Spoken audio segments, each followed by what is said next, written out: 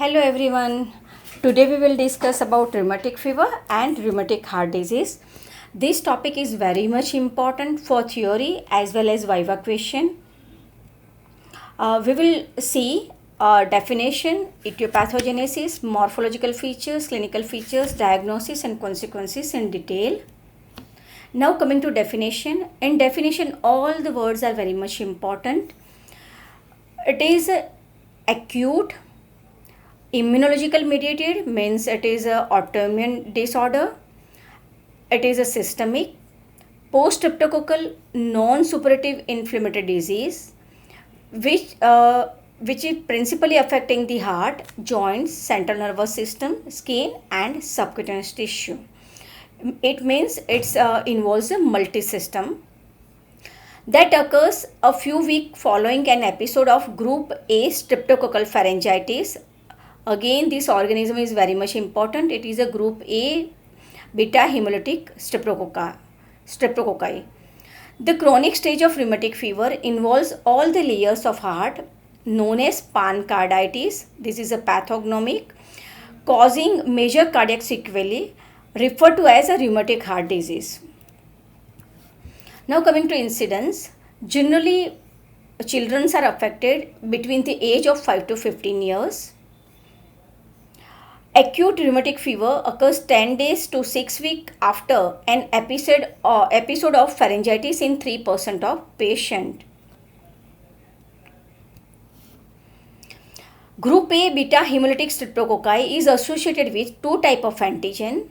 Streptolysin O, which is strongly antigenic, while streptolysin S is a weakly antigenic. Now coming to etiopathogenesis. The etiologic role of preceding throat infection with beta hemolytic streptococci of group A in rheumatic fever is well accepted. Acute rheumatic fever results from immune response to group A streptococci which cross-react with host tissues. Antibodies directed against the M proteins of streptococci have been shown to cross-react with self-antigen in the heart. CD4 T cells specific for streptococcal peptide also react with self-proteins in the heart and produce cytokine that activate the macrophages. Damage to heart tissue may thus be caused by combination of antibody and T cell mediated reaction.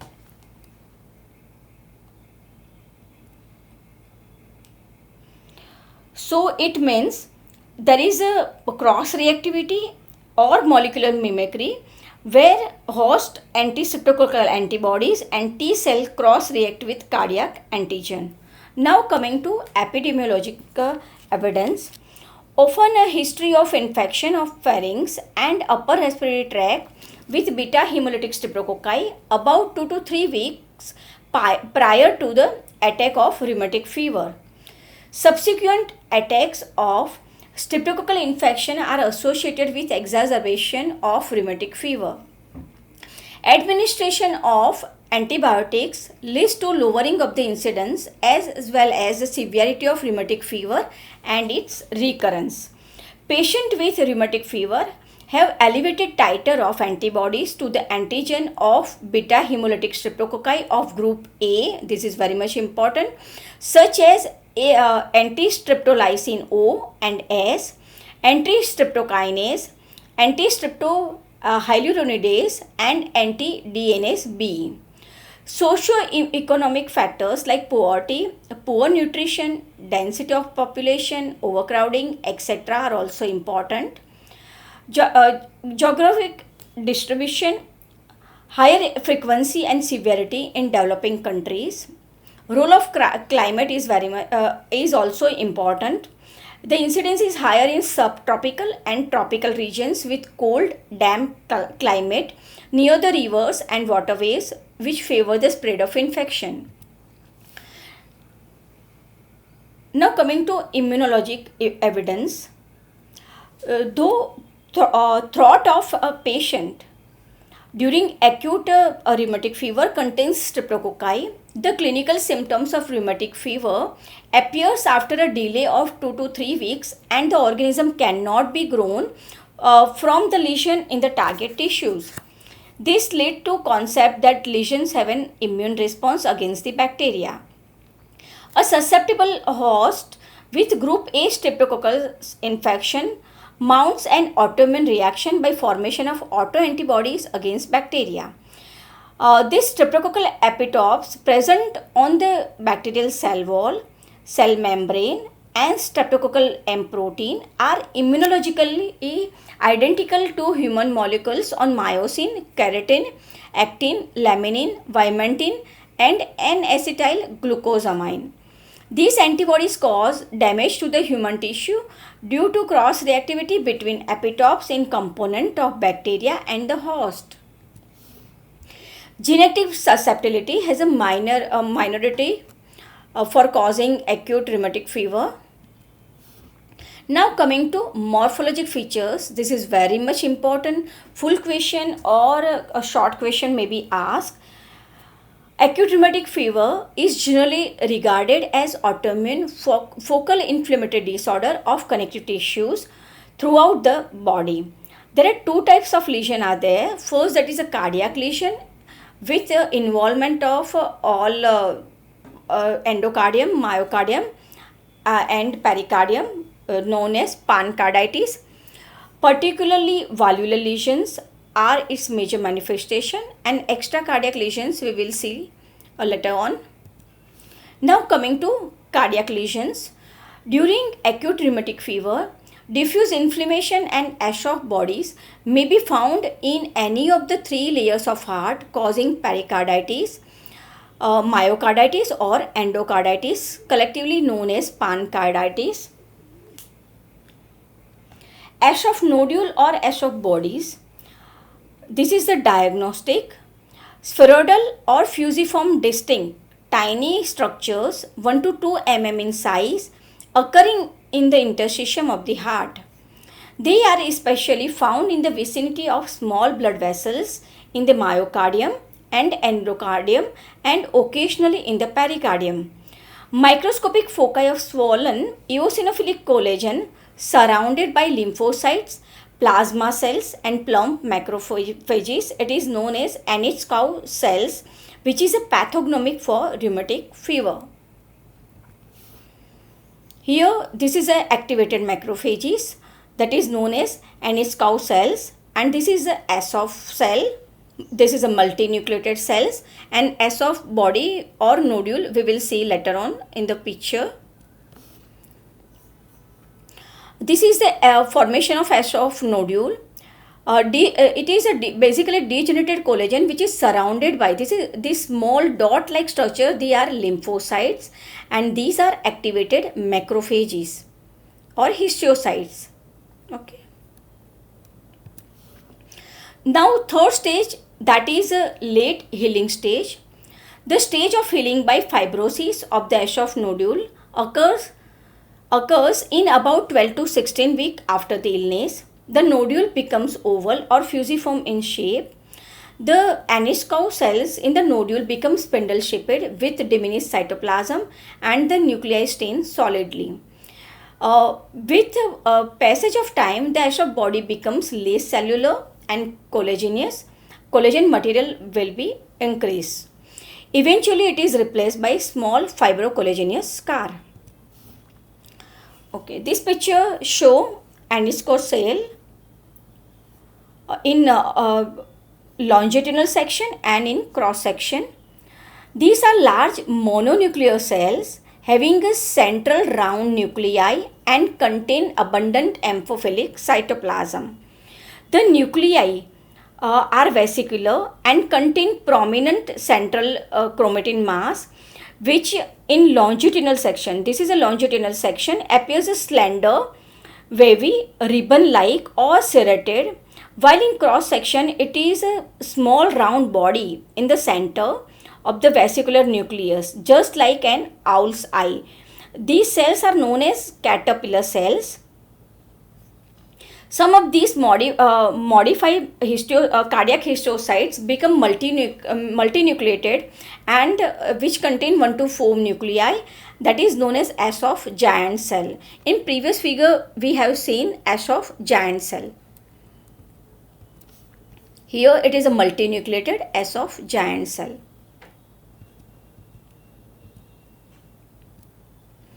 Again, figure of caterpillar cells.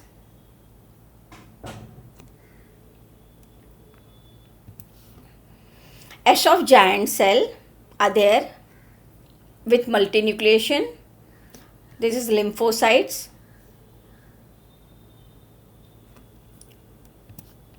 Now coming to rheumatic endocarditis, it may involve the valvular, that is known as rheumatic valvulitis, and mural endocardium, known as mural endocarditis. Inflammation of endocardium and the left-sided valves typically results in fibrinoid necrosis within the cusps and along the tendinous cord. Overlying this necrotic foci are small 1 to 2 mm vegetation called verrucae along the line of closure. This picture is of rheumatic valvulitis. Here you will see a vegetation. Left side heart valve is most commonly involved, that is a mitral valve alone being the most common site, that is a 65 to 70% the cases it involves a mitral valve. Combined mitral and aortic valve 25%. The tricuspid and pulmonary valve are infrequent or slightly involved, and pulmonary valve is rarely involved. The higher incidence of vegetation on the left side of the heart is because of greater mechanical stresses on the valve of the heart. Grossly, the valves show thickening and loss of translucency of the valve cusp. It leads to formation of small, multiple, irregular warty vegetation or serration along the closure of valve. This vegetation appears grey-brown, translucent and firm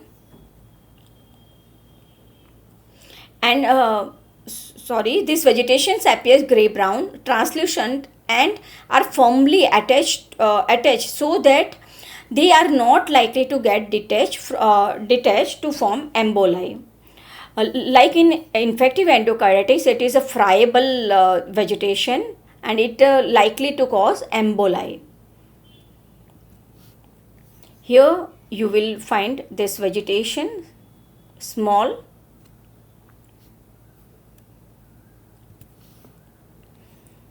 again small warty vegetations along the line of closure. Now coming to chronic stage of rheumatic heart disease. Permanent deformity of one or more valves, especially the mitral and aortic valve, it leads to formation of fish mouth or buttonhole stenosis. The term is known for it. The mitral valve is almost always involved in rheumatic heart disease. Anatomical changes like leaflet thickening, commissural fusion, shortening and thickening and fusion of tendinous cords. Gross appearance, this chronic hilled mitral valve looks like a fish mouth or buttonhole stenosis. This is due to diffuse fibrocollagenous thickening and calcification of valve cusp or the leaflet, which cause adhesion between the lateral position. With the tight mitral stenosis, the left atrium progressively dilates and may harbor mural thrombi in the appendages or along the wall, either of which can embolize. Long-standing congestive changes in the lungs may induce pulmonary, vascular and parenchymal changes and leads to right ventricular hypertrophy. Microscopically, the inflammatory changes begin in the region of valve rings and then extend throughout the entire leaflet, whereas vegetation are usually located on the free margin of the leaflets and cusp. In mitral leaflet, there is organization of the acute inflammatory and subsequent diffuse fibrosis, and neovascularization that obliterate the originally layered and avascular leaflet architecture. Ash-of bodies are rarely seen. Vegetation are there, which is present at the free margins of the cusp, appears as a eosinophilic tiny structure, mainly consisting of fibrin, which superimpose platelet thrombi and do not contain bacteria. So it is a sterile. Rheumatic mural endocarditis, grossly McCollum's patch, which is the region of irregular thickening of endocardial surface in the posterior wall of the left atrium, just about the posterior leaflet of the mitral valve. Microscopically, the affected area shows edema, fibrinoid change in the collagen, cellular infiltrate of lymphocytes, plasma cells, macrophages, and many aniscout cells, that is, caterpillar cells. They are activated macrophages or histiocytes. Typical Ash-of bodies may sometimes be found. Rheumatic myocarditis, grossly. In early stage, the myocardium of left ventricle is soft and flabby, while in intermediate stage, the interstitial tissue of the myocardium show small foci of necrosis. Tiny pale foci of Ash-of bodies may be visible throughout the myocardium in late stage. Microscopically, the most characteristic features, that is rheumatic myocarditis, is the presence of distinctive Ash-of bodies scattered throughout the interstitial tissue of the myocardium. This is myocardial muscles, these blood vessels. Here you will find this Ash-of bodies. It is scattered throughout the interstitium of the myocardium and are most frequent in the interventricular septum, left ventricle and left atrium. Derangement of conduction system may thus be present. It appears as a granulomas with central fibrinoid necrosis and are surrounded by palisade of aniscout cells and multinucleated Ash-of cells. Here, this is a myocardial fiber and this is Ash-of cells with sort of granuloma formation. Again, Ash-of bodies are there. This is a multinucleated giant cell. Here, typical granuloma will be found. This is a collagen, necrose collagen. Here you will find Ash-of anisco cells. This is a blood vessel. Here this dot-like structure are chronic inflammatory cells.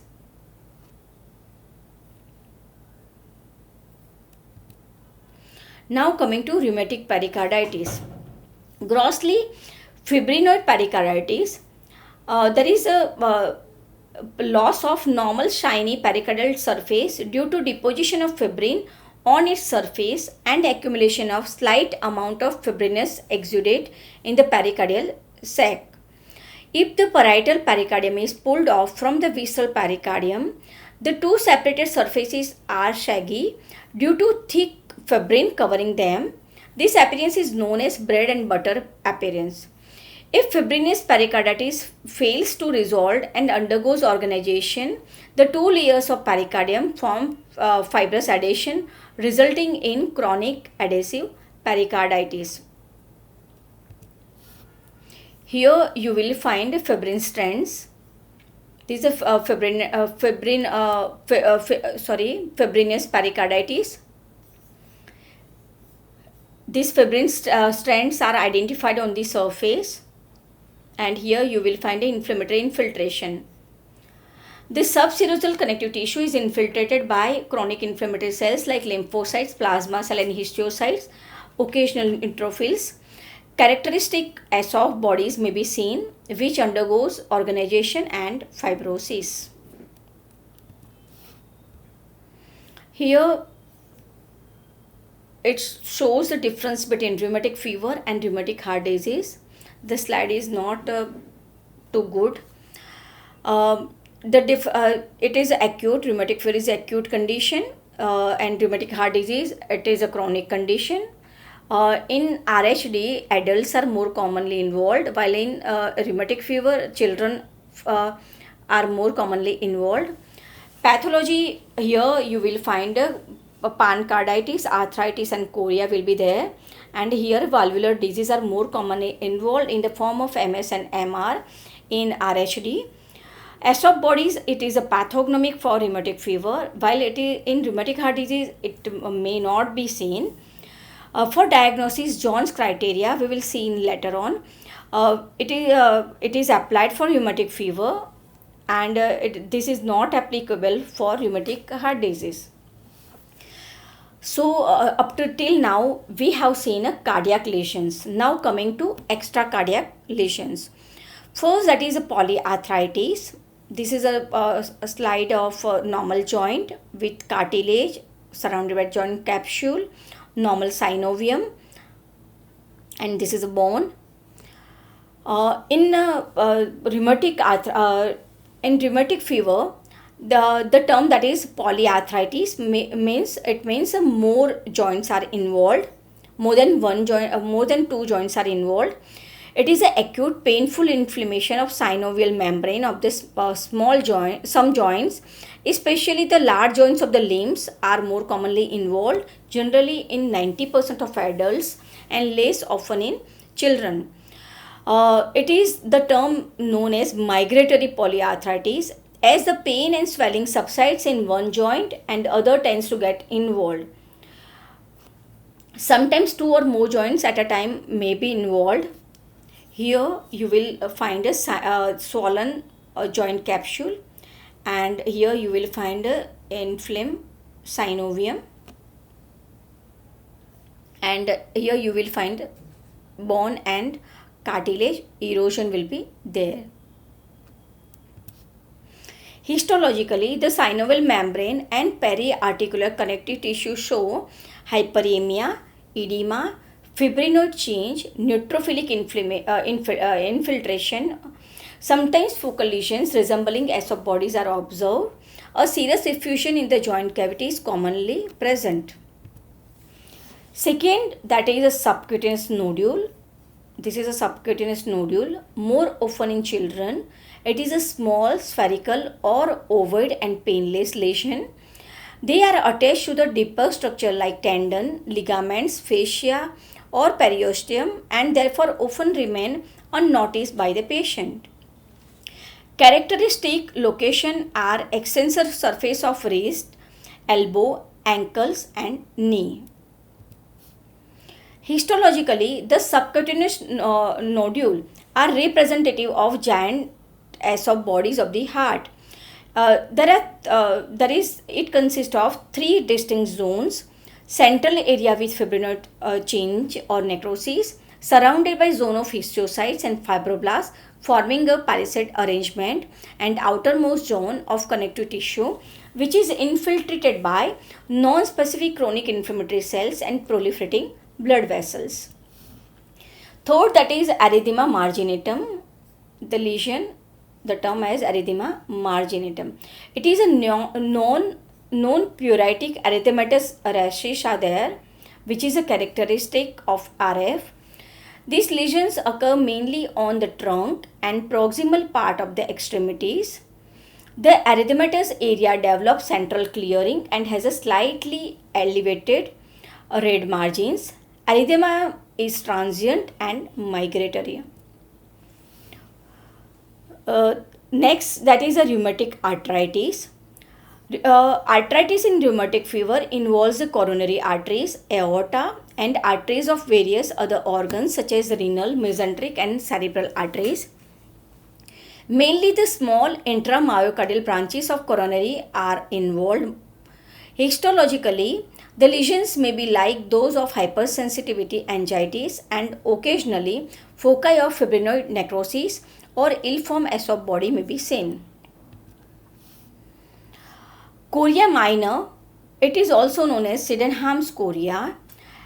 It is a delayed manifestation of RF as a result of involvement of CNS. The condition is characterized by, this is very much important, it is a rapid, jerky, involuntary, purposeless and disorder movements of the trunk and extremities, which is accompanied by some degree of emotional instability. The condition occur more often in younger age, particularly in girls. Histologically, these lesions are located in the cerebral hemispheres, brainstem, and the basal ganglia. It consists of small hemorrhages, edema, and perivascular inflammatory infiltration, particularly lymphocytes. There may be endarteritis obliterans and thrombosis of cortical and meningeal vessels. Rheumatic pneumonitis and pleuritis, it is rarely seen. Pleuritis is often accompanied by serofibrinous pleural effusion, but definite as of bodies are not present. In rheumatic pneumonitis, the lungs are large, firm and rubbery.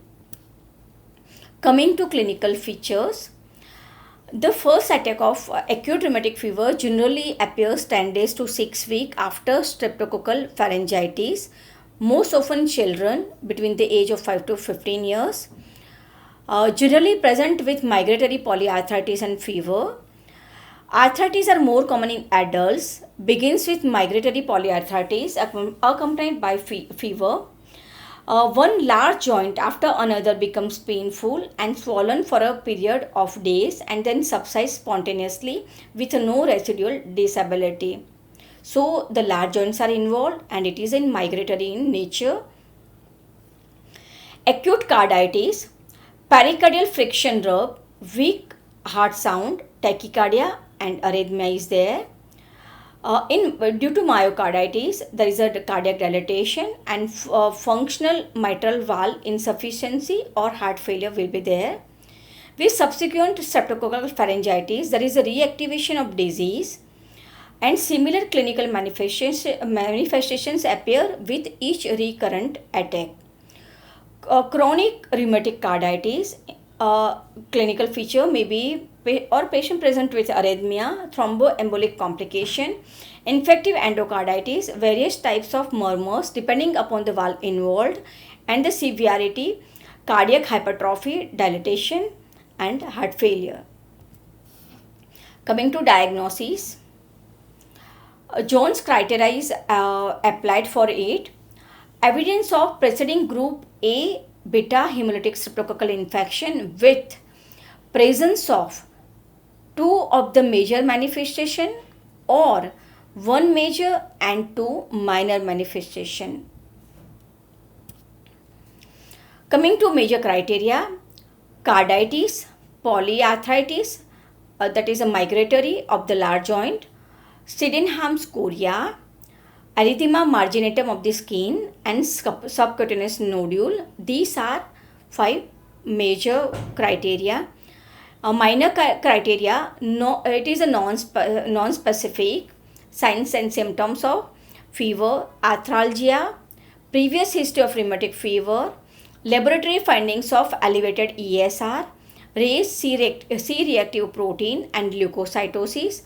ECG findings show prolonged PR interval. There is some supportive evidence of preceding group A streptococcal infection include positive throat culture for group A streptococci, raised titer of streptococcal antibodies, that is ASO and anti-streptolysin S, anti-streptokinase, anti-streptohyaluronidase and anti-DNase B. Consequences are clinical diagnosis of RF and RHD is made in a case with antecedent laboratory evidence of streptococcal throat infection in presence of, already we have told, two of major criteria or occurrence of one major and two minor criteria. If heart is spare, in case of acute rheumatic fever, the patient may have complete recovery without any sequelae. Once the heart is involved, it is often associated with reactivation and reoccurrence of the disease. Myocarditis is the most life-threatening due to involvement of the conduction system of the heart and results in serious arrhythmias. The long-term complications are chronic valvular deformities. Major cause of death is due to cardiac failure. It is the most common cause of death. The second, that is a bacterial endocarditis. Both acute and subacute type may supervene due to inadequate use of antibiotic, embolism commonly from mural thrombi in the left atrium and its appendages in association with mitral stenosis. Sudden death, it is due to acute coronary insufficiency in association with aortic stenosis. Coming to prognosis, for primary attack, it is very good. Only 1% patient die from fulminant RF. Long-term prognosis in chronic RHD, it is a variable. Treatment, surgical repair of diseased valve by incising the fused mitral valve commissures and replacement with prosthetic devices. This is all about rheumatic heart disease and rheumatic fever. Now coming to non-infected vegetation, other condition of already we have discussed that in the table form of infective endocarditis. Last picture, differential diagnosis of different vegetation of Libman-Sachs, this NBTE, rheumatic fever. Now coming to very short in non-infected vegetation. First, it is a non-bacterial thrombotic endocarditis. It is a deposition of small masses of fibrin, platelet and other blood component on the leaflet of the cardiac valve.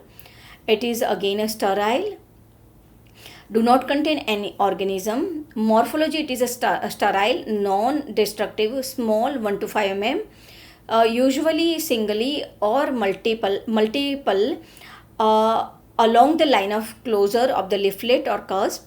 Microscopic, composed of bland thrombus without accompanying inflammatory reaction. These vegetation are non-invasive. Pathogenesis often encountered in debilitated patients such as those with cancer or sepsis, the term that is known as merantic endocarditis. It frequently occurs concomitantly with deep venous thrombosis and pulmonary embolism or other finding consistent with an underlying systemic hypercoagulable state. Strong association with mucinous adenocarcinoma. It can be a part of Trousseau's syndrome of migratory thrombophlebitis. Endocardial trauma from an indwelling catheter is also a well-known predisposing condition. Complication, that is a systemic emboli that produce infarct in the brain, heart or elsewhere. The figures show non-bacterial thrombotic endocarditis. This is the vegetation. It is a friable vegetation and along the line of closure of valve. It is a small, but here it is a large size vegetation and it is a sterile. So the characteristic of NBTE, that is the vegetation, that is it is a small, friable, so it produces emboli. It is along the line of closure of valves and it is sterile. The vegetation which is not sterile, that is only a infective endocarditis. Remember these. Rest all are sterile. This is a merantic vegetation on left cusp. Here you will find this vegetation. Again here on right cusp you will find it. This is a small. Okay. So once again I repeat, it is a small, friable along the line of closure of valve and it is always sterile. This is a characteristic of vegetation of NBTE. And in rheumatic fever, it is a small, firm, warty as along the line of closure of valve and is sterile. So here it is a friable vegetation. NBTE vegetation is a friable vegetation, while in rheumatic fever it is a closely attached, and it is a warty type of vegetation in rheumatic fever. This is a bland vegetation, so no inflammatory reaction is there. Now coming to Liebman-Sachs disease. This is the cause that this is due to SLE. Small single or multiple sterile granular pink vegetation 1 to 4 mm in size or in medium size. Verrucous or flat vegetation are there, that is on the both the surface of cusp, and it is the most commonly on inferior surface. So remember this, if flat vegetation and inferior surface of the cusp is involved, then it is of SLE origin. Mural endocardium is least commonly involved, and the pocket of valves are there. It is again a sterile. So it is located on the undersurface of AV valves, on the valvular endocardium, and on the cords or on the mural endocardium of atria and ventricles. Microscopically finely granular fibrinous eosinophilic material that may contain hematoxylin bodies. A viva question may be asked, hematoxylin body may be seen in which type of endocarditis? So it is seen in Liebman-Sachs endocarditis. Valvulitis, fibrinoid necrosis of valve substance, is often contiguous with vegetation. Later on, fibrosis and serious deformity can occur. Once again, I repeat the characteristic of vegetation. It is a medium size, verrucous or flat vegetation. Remember, flat vegetation on the both surface of cusp, most commonly involved inferior surface, and mural endocardium is less commonly involved. Pocket of valves are there.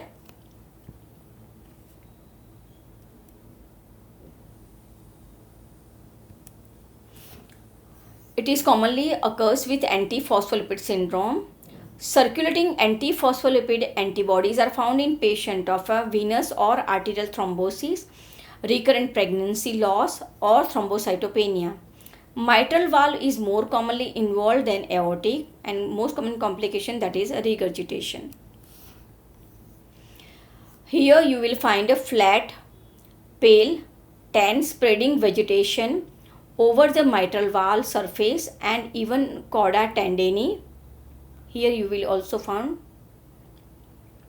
in patient of SLE, thicken and shorten cusp and fuse chorda tendineae is there.